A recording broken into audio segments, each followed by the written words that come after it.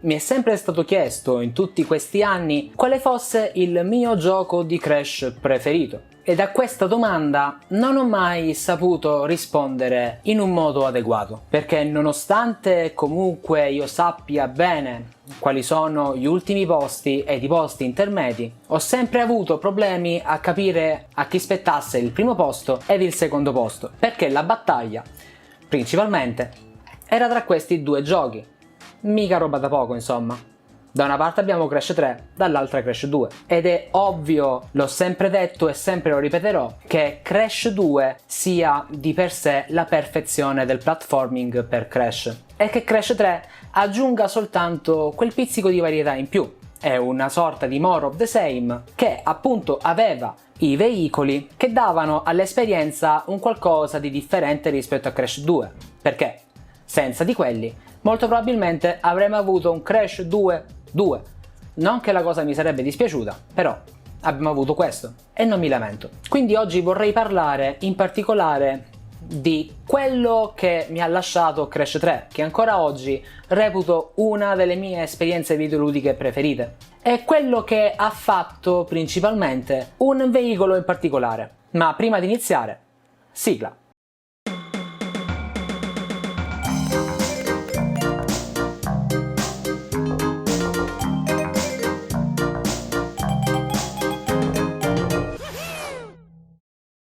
Salve a tutti crashari e benvenuti in questo nuovo video. Io come sempre sono Daniku94 del Crash Bandicoot Zone. Prima di iniziare, se non l'avete ancora fatto, iscrivetevi al canale e spuntate la campanellina. Se invece l'avete fatto o non avete intenzione di farlo, proseguite con il video. Si sa, Crash 3 o lo si ama o lo si odia. Questo perché ci sono i veicoli. Se sei un amante dei veicoli, allora Crash 3 molto probabilmente lo adorerai alla follia. Se invece ti danno molto fastidio, si potrebbe dire quasi che lo odierai?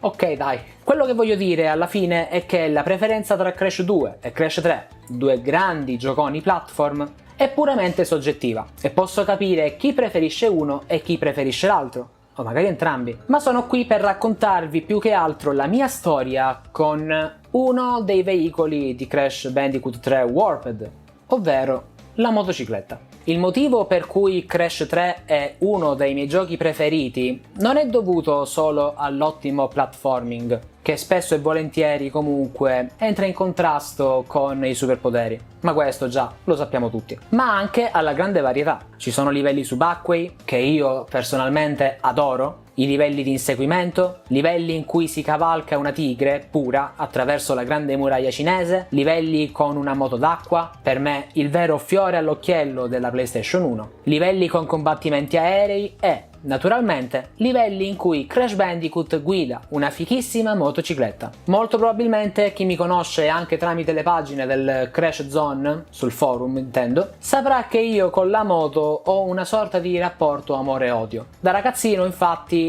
diciamo che le detestavo da morire, perché appunto era un qualcosa che detestavo in un platform, ovvero le corse. Molto probabilmente chiunque di voi avrà giocato Rayman 3 su un Game Boy Advance. Rayman 3 su Game Boy Advance era un gradevole platform in 2D che aveva ogni tanto delle sezioni in 3D, simil 3D anzi, in stile Mario Kart, in cui dovevi raccogliere i loom facendo 3 giri di una pista entro il tempo limite, se no avresti perso.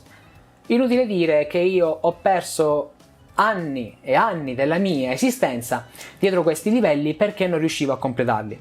Ecco, la stessa cosa si può anche dire con i livelli in modo di Crash 3. Per me erano un qualcosa di insuperabile nel senso di difficoltà, ma qualcosa poi è iniziato a cambiare. I livelli con la moto rappresentano un concetto completamente unico nel gioco. Sulla carta è soltanto una gara, ma c'è molto di più dietro.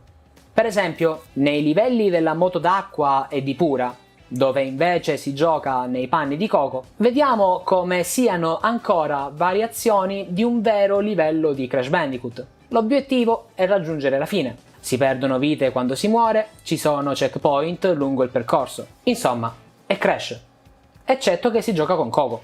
I livelli in moto invece sono più simili a delle gare, e sebbene le gare non siano un concetto unico nei videogiochi, il modo in cui Warped fonde insieme elementi platform e di corsa è perfetto perfetto è geniale. Quando si parte si è all'8° posto.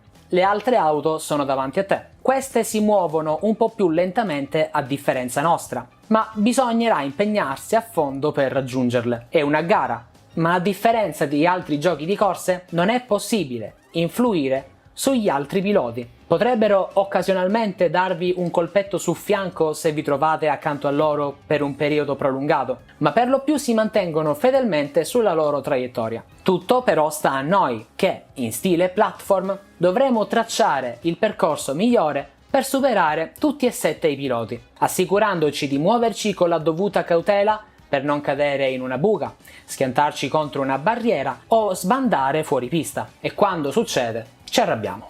Diciamo soltanto questo. Tuttavia, come in un gioco di corse, bisogna anche essere veloci e giocare in modo aggressivo, in modo da sorpassare le auto più lente il prima possibile, per avere più margine di manovra, così da raggiungere i corridori davanti, quelli ai primi posti insomma. E già pensare che tutto questo sta in una singola tipologia di livelli su una PlayStation 1 nel 1998 è tantissimo, ma andiamo a sviscerare ancora di più questa tipologia di livelli con un'altra modalità inserita proprio a partire da Crash Bandicoot 3 Warped. Questa fusione di generi è ancora più impressionante nella modalità prova a tempo, dal momento che il modo in cui è possibile vincere questi livelli nelle modalità normali è semplicemente andando veloci. Si potrebbe pensare che tutto questo sia facile. Sai, no, vai veloce, è una prova contro il tempo, quindi la cosa potrebbe andare perfettamente a braccetto. Ma correndo con la stessa traiettoria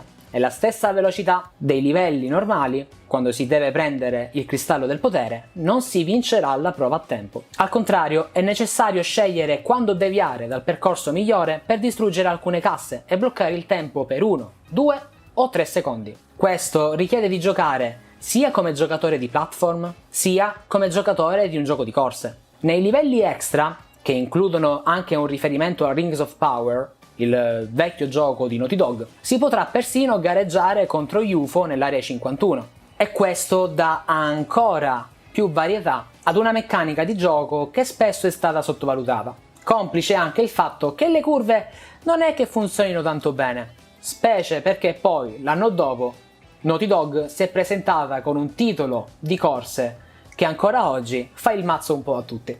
In tutti i giochi di Crash Bandicoot, soprattutto nella trilogia originale, ed in particolare in Crash Warped, Crash è sempre stato un Bandicoot ricco di varietà, che spinge il giocatore ad affrontare i livelli in modi diversi per ottenere ricompense diverse. Tuttavia, nessun gioco, né prima né dopo Crash Warped, ha usato davvero così tanto come quella volta in cui, nel 1998, con la nostra PlayStation 1, abbiamo utilizzato Crash Bandicoot su una motocicletta.